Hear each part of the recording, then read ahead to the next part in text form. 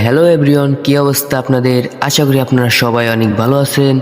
আবারও চলে আসলাম একটা নতুন ব্লগ নিয়ে আপনাদের মাঝে। এই জায়গার নাম বগতলি নামে পরিচিত। এটা নবীনগর থেকে 50 টাকা ভাড়া। আজকে যে এই জায়গার মধ্যে এত ভিড় হবে আমি কল্পনাও করতে পারি নাই।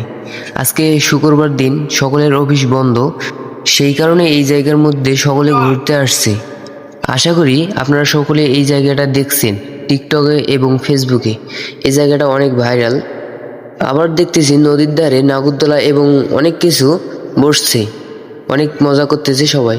তারপর আমার দুলাভাই আপনাদের মাঝে একটা নাচ দেখাইতেছে, আপনারা দেখেন।